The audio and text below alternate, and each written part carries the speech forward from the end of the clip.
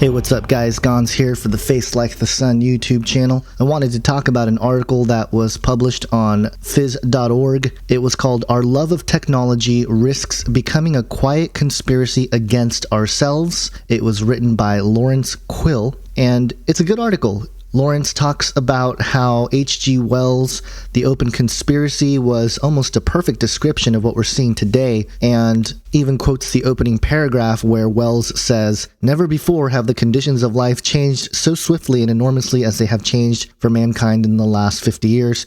And of course, this was published in 1935, so 50 years in 1935 was from the 1880s. Now we're looking at another almost 80 years since that time, and what we are seeing is dramatic scientific and technological advances that have changed life for mankind.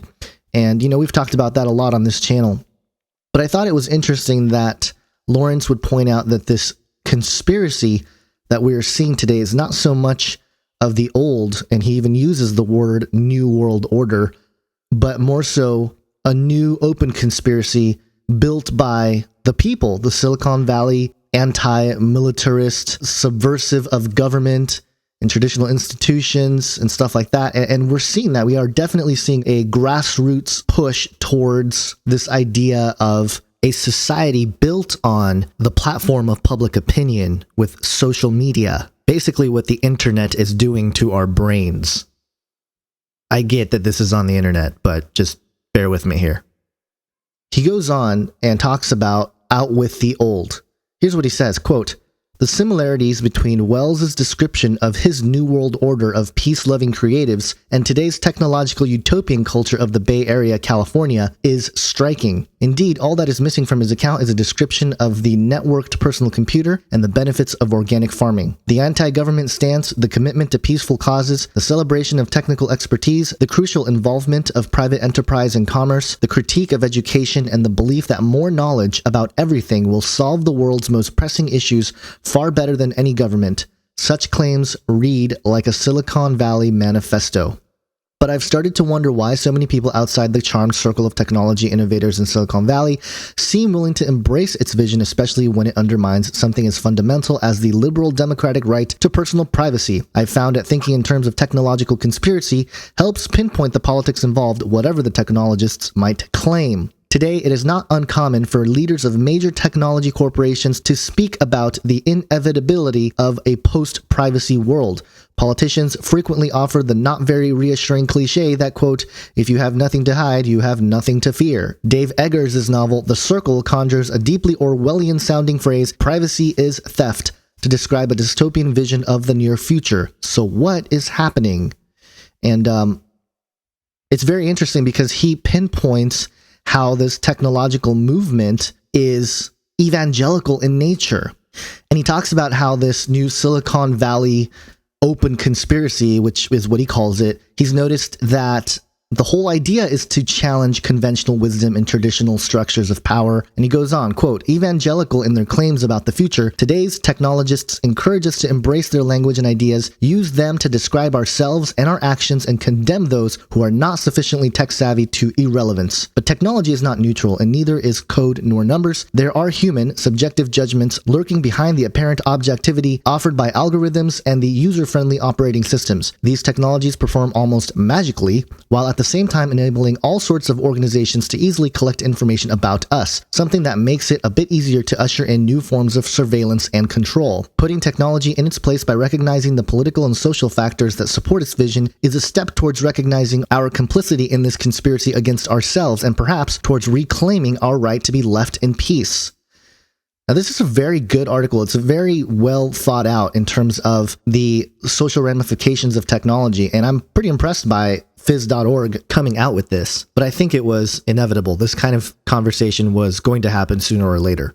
What the author Lawrence points out in this article is pretty much what Kevin Kelly pointed out in his book, What Technology Wants. And this idea that the technium is something that humanity has birthed, and we are both masters of it and slaves to it. And of course, the powers that be will use this to their own benefit to create this Orwellian or, Brave New World that we're living in. And so I think people are starting to recognize, because of the fact that privacy really is becoming a huge issue, and the technologies just keep pressing on, yet there's very little oversight. There are people with certain standards of ethics who are sort of blockading the progress right now, but the technology is going to continue to evolve and eventually steamroll past these individuals or groups that are trying to keep things under control in terms of surveillance. Now, if you actually listen to Radiolab, which is a pretty popular podcast, you may have heard of it. They're on NPR. They're a secular radio show, but they're pretty entertaining for what they are, and they're very informative at the very least. The last 2 episodes that they've done have been 1 on CRISPR, which is the genetic engineering, and 2 on drones and privacy. And, you'll get a good perspective of what kinds of negotiations and stuff goes on. Well, according to Radiolab anyway, the people telling the stories. But it's fascinating, and it's something that I think you guys should check out if you haven't before. It's a well-produced podcast and stuff like that, so I recommend it. It's a podcast that I enjoy, not just for the information, but also for the production. Being someone that produces media myself, I find Radiolab to be very professional and probably one of the best in terms of production value. So I recommend it on those 2 accounts. But anyway, the fact that a popular radio show like Radiolab is talking about this goes to show that this is a real issue and something that I think we are facing more and more of, but we're not quite sure how to deal with it. Majority of the people are just sort of following the technocracy, if you will, the people who are pushing for the continued advancement of technology and all the spiritual ramifications that are underpinning that philosophy is what I think all of us are experiencing right now. Lawrence goes on here and suggested that the push for this technological advancement is evangelical in their claims about the future, because it really is. It's turning into a religion, and the end times religion itself may have something to do with this technological advancement. And the reason why it can be considered a religion is because it provides a method for salvation, for freedom, for apotheosis, godhood, achieving a higher status, evolving, all those ideas of progress. They are ultimately trying to provide an answer for the religious questions of this world. And I happen to believe that it's going to be deeply pagan in its appearance and occultic. Lots of paranormal activity rising, more scientific quote-unquote evidence for the spiritual world and the veil and things like that. So I do think that it's going to be a very occult society because it is a supernatural worldview that has a deep connection with nature, and as the understanding of the nature of reality changes, so will the religion. But I still like the idea of Chris Putnam suggesting that it's a pantheistic monism, which is also very true. He's definitely spot on in terms of what we are going to be told based on the developments in the realms of quantum science and stuff like that. The philosophical implications that will come out of those kinds of inquiries will be very bizarre and shape the field of science in general, and the secular religion will no longer hold on to a very secular view. It will become underpinned with a supernatural element, but of course, coming from the secular view, the conclusions may lead to self-destruction. I can even see how this new technological religion can quite possibly incorporate many different religions as part of it, and we're already seeing that in the public in terms of its philosophy. We've seen the mixture of Eastern and Western religions out here in America. We've had major personalities like Oprah Winfrey talk about a more open religion, a more all roads lead to God, we're all worshiping the same God, sort of universal worldview. That type of message has already been in play in the public sector. Now, I think with the technological advancements, with the opening up of virtual worlds and these integrations with technology at a whole new level, it's going to accelerate this even more.